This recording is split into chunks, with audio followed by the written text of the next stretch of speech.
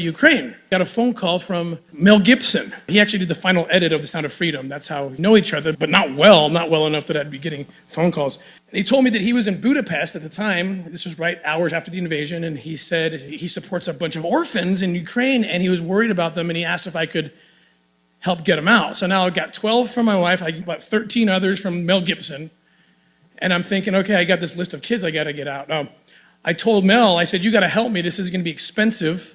I won't ask you for direct donation, but can you help me film this? Let's film what's happening so we can get people to understand and they can support us. He said, no problem. He helped us get set up and started filming. 4 months later, what I thought was going to be maybe a documentary about Ukraine ends up being a 4-part docuseries that's almost done. It's being produced by DNA Films and executive produced by Tony Robbins. That's how crazy it got and how prophetic my wife was. When I showed up in Ukraine with a list of, I think, 20 names, the Ukrainians countered me and gave me over 10,000 names of orphans that they didn't know where they were because of the chaos caused by war. And more importantly, and more frightening to me, was the fact that I know that human trafficking is a $32 billion a year business. It's the fastest growing criminal enterprise in the world, and I also know how kids get forced into that market.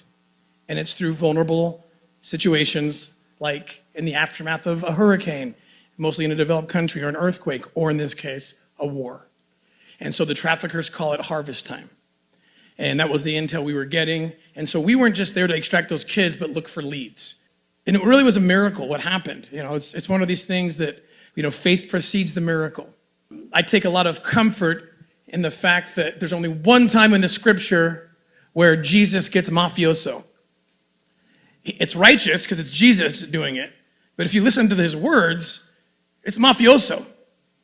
He says that it would be better for you to have a millstone cast about your neck and you thrown to the bottom of the sea than that you would hurt one of these little ones, my children. That's mafioso action, sinking someone to the bottom of the ocean. And Jesus said it. So I know where he stands on it, so I can expect, and we can expect, miracles when we're fighting to protect children. I never dreamed there'd be a day when